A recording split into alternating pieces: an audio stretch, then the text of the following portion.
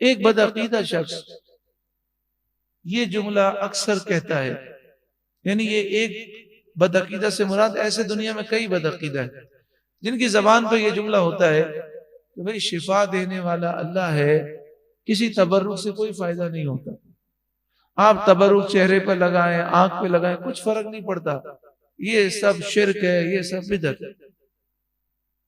क्या उसको नहीं मालूम कि हजरत याकूब अलैहिस्सलाम की आंखें चली गई थी, तो कुरान ने फरमाया कि यूसुफ अलैहिस्सलाम ने अपनी कमीज दी और फरमाया जब ये कमीज मेरे वालिद के चेहरे पर लगाओगे तो बीनाई वापस आ जाएगी। और फिर कुरान ने जिक्र किया सूरह यूसुफ में कि जब वो कमीज उनके वालिद के चेहरे पे लगाई गई तो बीनाई वापस आ गई। तो शिफा किसने दी? अल्लाह ने। लेकिन जरिया क्या बना? यूसुफ अलैहिस्सलाम की कमीज। तो तबर्रुक से फायदा पहुंचता है तो कुरान की नस से साबित है। जो कुरान का मुनकिर है वो तो मुसलमान ही नहीं है, लेकिन खुद भी गुमराह है और अपनी कौम को भी झूठी बातें कहकर गुमराह करता है। हजरत उम्मे सलमा रदी अल्लाह ताला अन्हा के पास नबी अकरम सल्लल्लाहु अलैहि वसल्लम के मुंह मुबारक थे। अब वो बदअकीदा लोग कहते हैं जी मुंह मुबारक से तबरुक हासिल करना शिर्क है, बिदअत है, हराम है, शिफा देने वाला अल्लाह है, मुंह मुबारक के पानी से क्या होता है, तुम्हारे तो अकीदे खराब है, तुम तो हिंदवाना सोच रखते हो। लेकिन मुस्लिम शरीफ की सही हदीस है कि अहले मदीना में से कोई भी बीमार होता तो सहाबा अपने घर की खातून को कहते कि जाओ ये मिट्टी का प्याला लेकर जाओ उम्मे सलमा के पास, उम्मुल मोमिनीन के पास।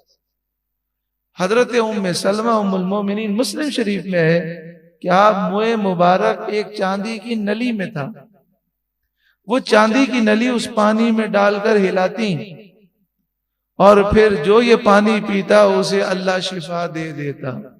ये तो हदीस है, सही हदीस है मुस्लिम शरीफ में। अब अकीदा देखें सहाबाई कराम का। उम्मुल मोमिनीन हजरत उम्मे सलमा डायरेक्ट मुँह मुबारक नहीं टच करती थी। मुँह मुबारक तो चांदी की नली में था, चांदी की नली से मुँह मुबारक टच हुआ और चांदी की नली टच हुई पानी से।